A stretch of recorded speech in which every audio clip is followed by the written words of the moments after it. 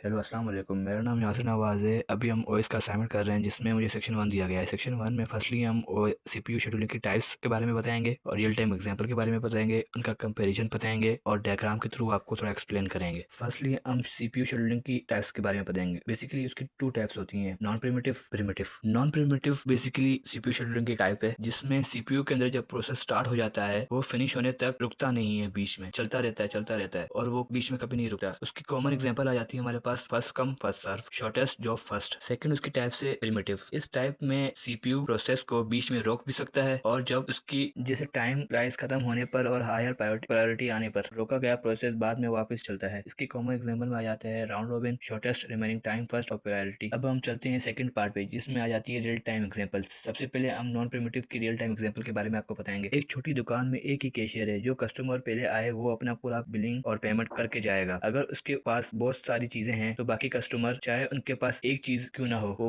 Wait करेंगे। Cashier पहले वाले को बीच में नहीं रोक सकता। हमारे पास रियल टाइम एग्जांपल हो गई नॉन प्रिमिटिव की। अब हम चलते हैं प्रिमिटिव की एग्जांपल की तरफ। आप इमेजिन करें कि बिजी रेस्टोरेंट में वेटर काम कर रहा है। वो एक टेबल से ऑर्डर ले रहा है, लेकिन अगर फोन पे अर्जेंट डिलीवरी ऑर्डर आ जाए तो वो टेबल वाले को 1 मिनट वेट बोलकर फोन अटेंड करता है, फिर वापस आकर ऑर्डर पूरा करता है या हर टेबल को 5 मिनट देता है और नेक्स्ट पर चला जाता है। सब फेयर चांस पाए ताकि सब फेयर चांस पाए। अब हम आ जाते हैं थर्ड पार्ट पे जो आ जाता है कंपैरिजन। नंबर 1 पॉइंट है बीच में रोकना। उसमें जो नॉन प्रिमिटिव है उसमें पॉसिबल नहीं होता बीच में रोकना और जो प्रिमिटिव है वो बीच में रोक सकता है। सेकंड पॉइंट है रिस्पॉन्सिव टाइम। नॉन प्रिमिटिव का रिस्पॉन्सिव टाइम स्लो होता है और प्रिमिटिव का रिस्पॉन्सिव टाइम फास्ट होता है। थर्ड पॉइंट है ओवरहेड। ओवरहेड नॉन प्रिमिटिव का कम होता है और प्रिमिटिव का ज्यादा होता है। कॉम्प्लेक्सिटी। कॉम्प्लेक्सिटी नॉन प्रिमिटिव की सिंपल होती है और प्रिमिटिव की ज्यादा कॉम्प्लेक्स होती है। फिफ्थ पॉइंट है starvation risk. Non primitive short process ज्यादा वेट कर सकते हैं और प्रिमिटिव लो प्रायोरिटी वाले स्टार्व हो सकते हैं। सिक्स पॉइंट है बेस्ट फॉर। जो नॉन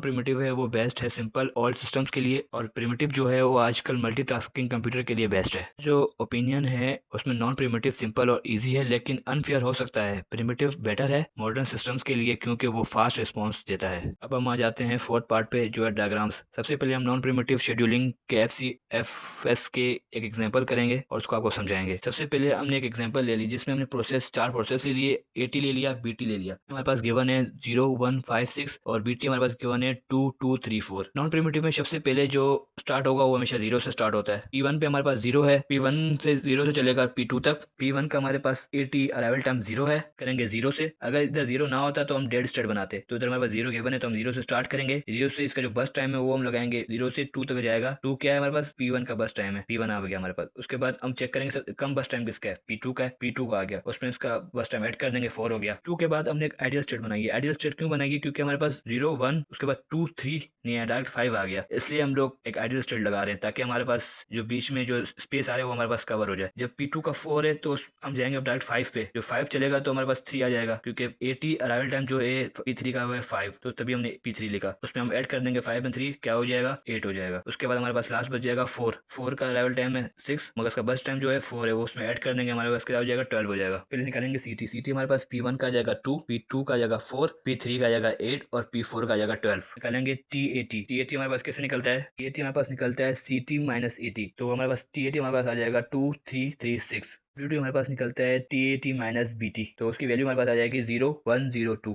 एवरेज निकालेंगे WT का, कैसे निकलेगा, जो TAT हमारे पास आएंगे ना जितने भी उसको ऐड करेंगे और डिवाइड कर देंगे 4 से, क्योंकि 4 से हमारे पास 4 प्रोसेस हैं तो हमारे पास 3.5 आ जाएगा WT। और TAT की एवरेज कैसे निकालेंगे, जो WT की वैल्यू आएंगी ना उसको सबको ऐड करके 4 से डिवाइड कर देंगे तो हमारे पास 0.75 आ जाएगा हमारे पास TAT एवरेज। अब चलते हैं सेकंड डायग्राम पे जो है प्रिमिटिव शेड्यूलिंग की, राउंड रोबिन की। इधर हमारे पास क्यू जो गिवन है वो है 4, 5 हमारे पास प्रोसेस गिवन है, अराइवल टाइम हमारे पास गिवन है 0 1 3 5 6, फर्स्ट टाइम हमारे पास गिवन है 8 6 3 2 4। बनाएंगे जाइन चार्ट इससे स्टार्ट करेंगे P1 से, क्योंकि P1 का अराइवल टाइम हमारे पास क्या है 0 से 0 है, तो हम P1 चलाएंगे 0 से 4 तक, क्योंकि हमारे पास क्यू हमारे पास क्या है 4 है, तो हम लोग 0 से 4 तक जाएंगे। हमारे पास कौन कौन सा ओपन हो गया है, P1 तो हमारे पास ओपन था, अब P2 भी हो गया और P3 भी हो गया, मगर अराइवल टाइम किसका कम है P2 का, तो हम दोबारा P2 चलाएंगे, उसमें 4 में 4 ऐड कर देंगे 8 हो जाएगा। हमारे पास P1 भी खुद ओपन है, P2 भी ओपन है, P3 भी ओपन है, P4 भी ओपन है, P5 भी ओपन है, बट अराइवल टाइम अभी भी कम किसका है, P3 का है, तो हम P3 चलाएंगे। उसमें मगर उसका जो बस टाइम है वो है 3, 8 में 3 प्लस करेंगे तो ये हो जाएगा 11। और चेक करेंगे अराइवल टाइम कम किसका है, P1 का है, तो हम P1 पे आ गए। P1 पे हमारे पास पीछे कितने बजे थे, 4 बजे थे, 11 में 4 प्लस करो